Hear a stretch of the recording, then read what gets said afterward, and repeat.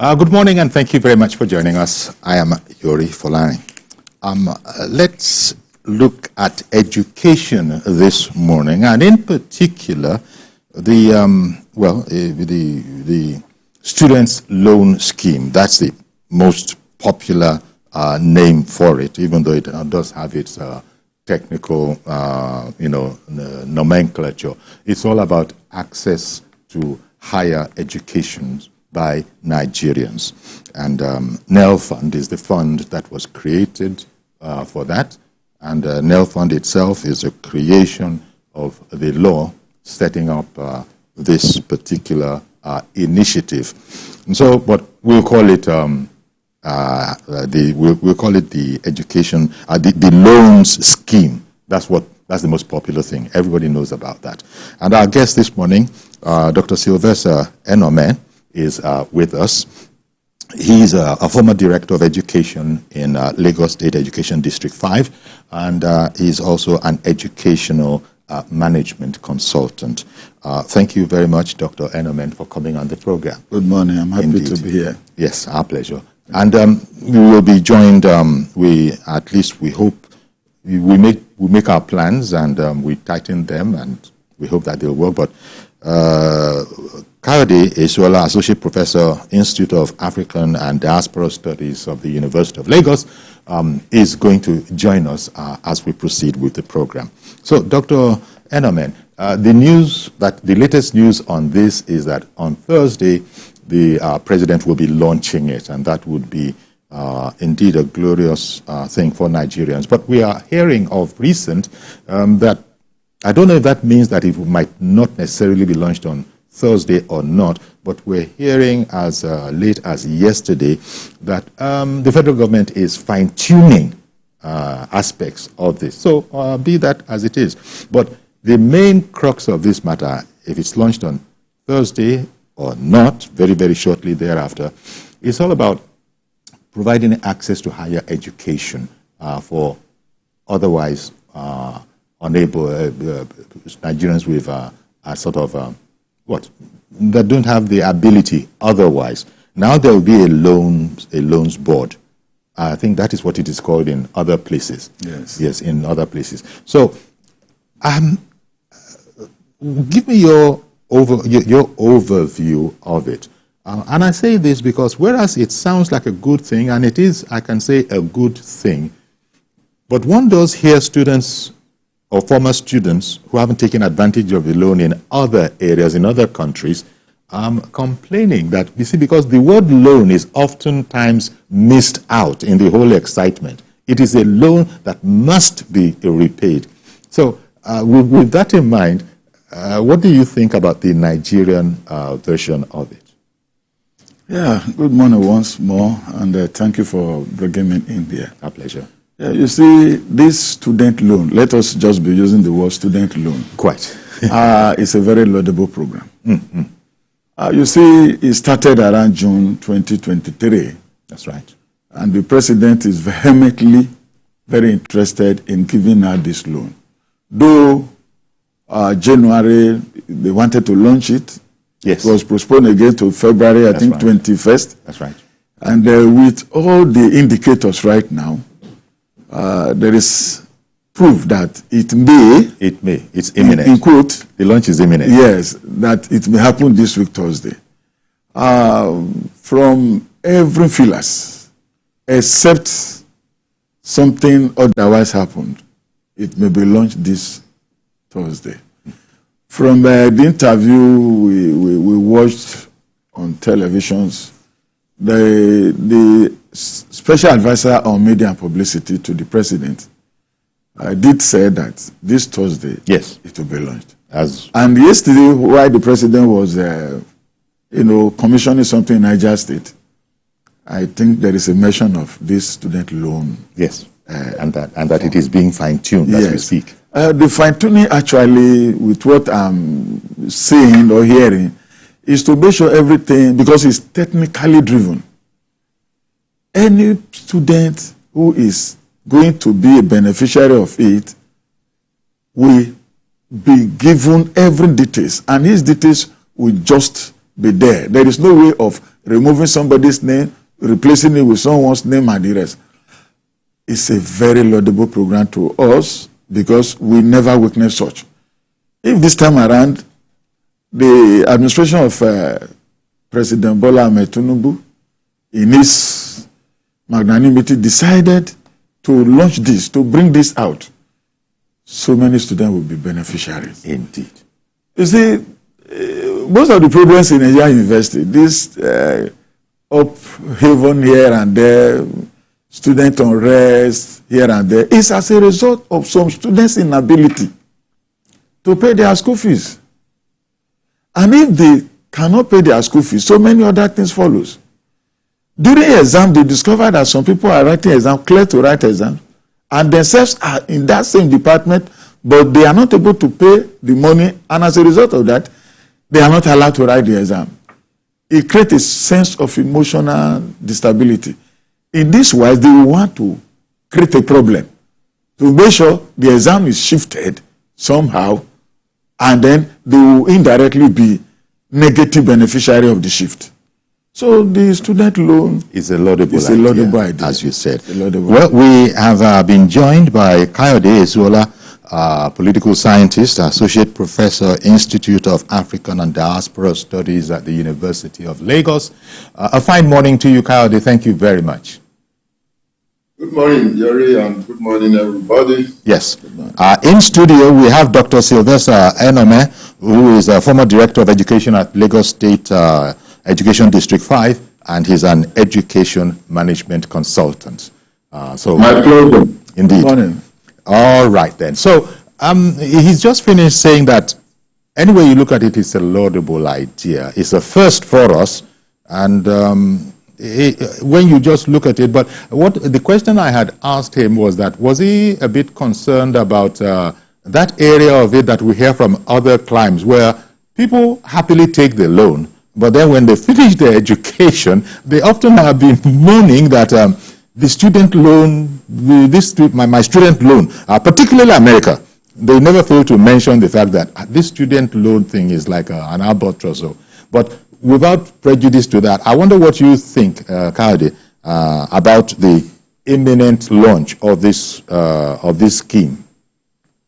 Yeah, anything loan, I think that's just peculiar to human behavior. When you are getting it, you are excited because it comes like free money. But at the end, when you have to pay back, you begin to feel the pain, and so that is the story all over the world. It then can only be better from one society to the other, as it were. Okay? Now, I think a good way to start is also join my colleague in the studio to applaud the current administration on the issue of student loan. I mean, that is not to say this is what Nigerians deserve in terms of interest. But the attempt to do it signifies the intention of the administration. You remember that in most cases, when we have struggle, maybe at the level of ASU or SANU or other unions in Nigeria, one of the major accusations against the government and government officials is that these folks attended schools almost either on bursary or on loan. And then when they finished and they now became the political elite, they closed the door against the children of the masses, who they also were as at that time. I think one should commend this administration for responding to that over the years. No government has done it in the contemporary period of Nigeria. So on that note, recommendation is given. However, Yuri, my opinion on this particular one is that it is not good enough. It is not good enough for the Nigerian people and the situation of it as at this time.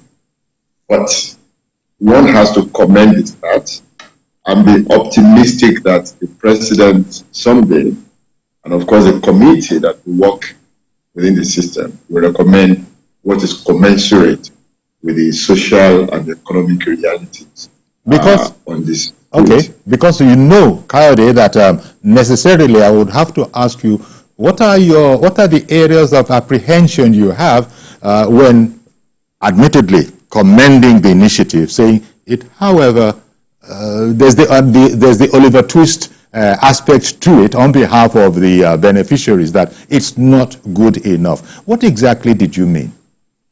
Thank you. It is not Oliver Twist. Oliver Twist is always wanting more. That's not what I'm doing. What I'm doing is measuring the loan offer with the social and economic reality of Nigeria at today. I mean, when you have a loan as student, in most cases, you think about paying your hostel rent. In most cases, think about buying something like laptop computer, which is quite mandatory for your productivity in your academic work. You talk about, purchase of data, you talk about purchase of textbooks, and then feeding, because if you don't have feeding in all this, there is basically no way you'll be able to utilize that money. Given the Nigeria of today, you will agree with me that for a year, 500,000 cannot make anybody very excited in terms of loan that you get from the government. But as I said, a good start. But the problem I see is that in most cases, our government work from answers to questions instead of the other way around. If I were Mr. President, I probably would have set up a committee of stakeholders, including the unions in all the universities, not just academic, in unions in all the polytechnics, colleges of education, perhaps secondary schools, and let them judge or converse from informed opinion and obtainable data, present to Mr. President what can, at least in the average, sustain an average student who is getting that from the university. I feel very strongly that if that approach had been adopted, this figure wouldn't have been. Perhaps it could be lesser, but it wouldn't have been what it is. This is what I quite recommend always that the government should do. Okay. You have the universities, you have the institutions, you fund research in these places, but you don't make use of the productivity of this research. People have done a lot of work in all these things. Okay. But I think for people, government needs to do better by engaging people that in a more beneficial way. Fine. As you were speaking, as you were speaking, I just looked back and I noted that actually a special committee to oversee the Education Loan Fund held its inaugural meeting. So one was set up and held its inaugural meeting in readiness for the program rollout at the time scheduled for the 26th of February 2024. The meeting was actually chaired by the governor of Central Bank, Olayemi Cardoso. So yes, one was set up, but I don't think it really negates anything that you said, that this is the way to go. You want a body of experts. There were all sorts of members of the committee. It was an 11-member committee. It comprises the chairman, representatives of the ministries, departments, and agencies as stipulated in the Students' Loan Access to Higher Education Act of 2023. So there were some people in there. So I'll come back to you, but in the meantime, that point that has been noted there, that, look, Kayode was talking about stakeholders. We hear members of that committee, in addition to the representatives of ministries, departments, and agencies as stipulated by the Students' Loan Access to Higher Education Act 2023, included also the secretary to NEFUND. But he was speaking about, and the statutory chair of that committee is the chairman of Central Bank, but he was speaking about stakeholders, specialists. Yeah,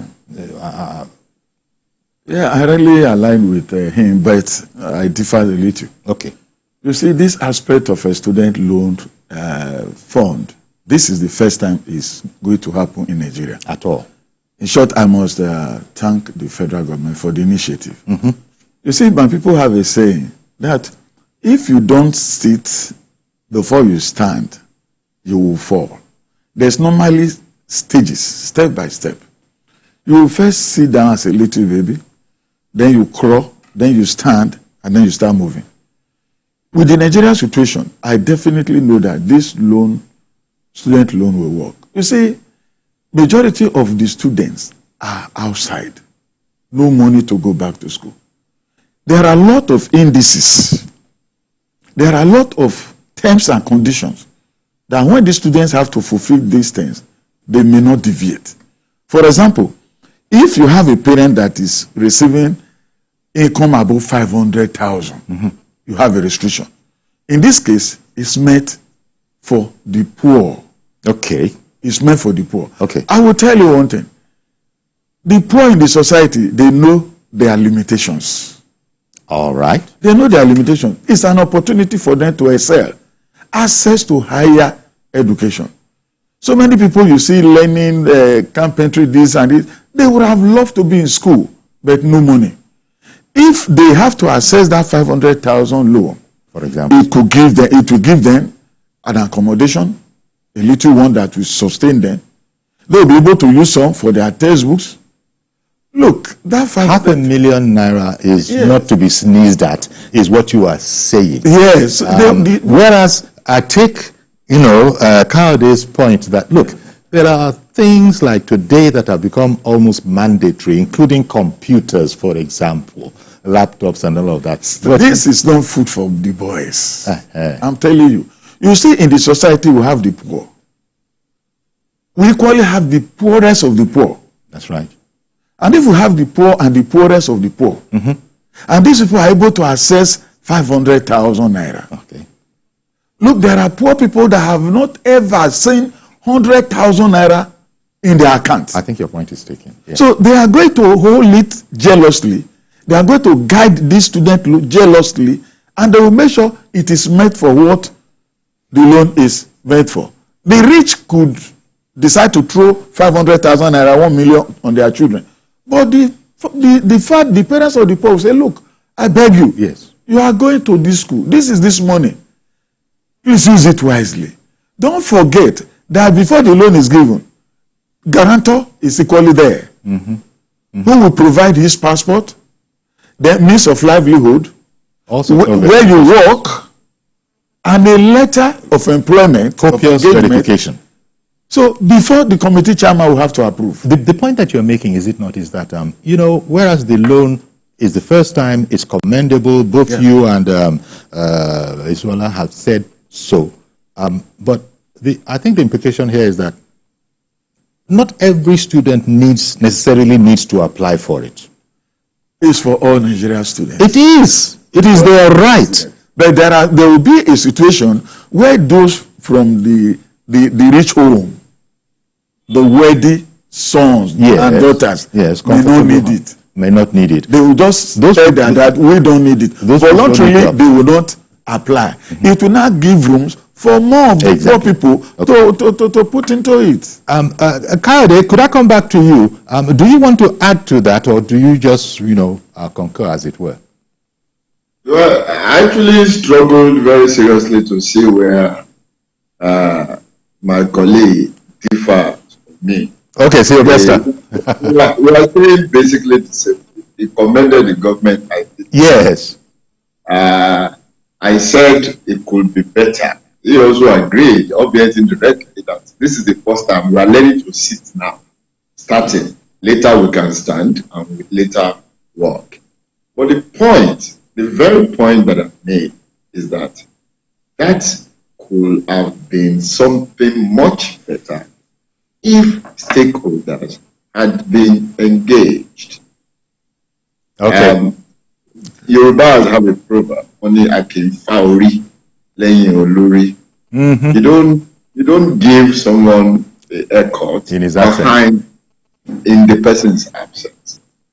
The stakeholders are the students themselves, their teachers, the officers and the administration officers across these universities, colleges of education, monotechnics, polytechnics, and what have you. If they are engaged, I can assure you, I mean, it's just common sense. The result will have been much better than what we have now. Okay. So the thing is, it can be better. Yeah. That's one. Number two, I read somewhere, perhaps 1 month ago, where it was alluded to the president that the loan scheme will also include entrepreneurs. No, I mean apprentices. That's right. You know. That's right. Yeah. Vocational. Vocational. Yes. Vocational. You know. It should be extended. You know, I studied the document of it wasn't original. That inclusion probably was an afterthought. Now, if the stakeholders have been engaged, informed researchers and professors on that committee, of course, including experts as my brother here, who is an administrator in educational profile, will have reminded those on the committee that today, around the world, all over the world, okay, university education is being, pure academic education is being funded on a low level. Yes. Many people are now agitating for more funding for vocational education. That could have been included in first. I mean, I give an example. In Netherlands, as we speak today, there is a political comatose. The person who eventually won election to be, to merge with another candidate to form a government in Netherlands, yes, couldn't do that because the main campaign on which the person won election was reduction of funding in pure academic education and diversion of such to vocational education. So you see, that's just one typical example to show you that things happen around the world. And I'm saying that intellectuals are the people who study these things. They do not only study, they document as a product, as products of their research works. Now, when you want to do something like this in the future, I'm pointing at the future now so that you can have much better policies. You don't set up a committee to implement a policy without setting up a committee of experts to formulate that policy. Okay? If we want to be a better nation, we should take this criticism, in good faith so that we can have a better society. Elsewhere around the world, even the minimum wage we are talking about, corpus allowance and the student loan, there is a scientific way of arriving at them. Inflation is the first thing. Cost of housing averagely is another thing. Cost of feeding averagely that, and cost of computer. Mm-hmm. So you need to look at the structure of the society and you say this is realistic. The committee that is standing will increase or recommend increase or reduction in these things by themselves without you setting up anything. So I'm saying that we have to be proactive, we have to be systematic in formulating public policies so that we can have it in a very good way and not the one that will somersault. So in summary, the president has done well. I gave that commendation. At least the first person to respond to that accusation of those political elites who went to school almost free of charge or on loan or costly now got there and they blocked the road for others. Posterity will get the president for taking that initiative. Okay. But I'm saying it should have included the stakeholders, including the director of education, lecturer, instructor, including the former director of education, and the students themselves should have been part of it. I will have a better. Okay. Now, thank you very much, Akadi. Just before we go on break, Mr. George, you've been waiting to join us in Lagos. Thank you for your patience. Go ahead now, please. Good morning. Good morning, Theory. Good morning to the two guests. Yes. Theory, as far as I'm concerned, this student loan scheme is a step in the right direction. Let me tell you, I have a friend that earns 80,000 naira a month.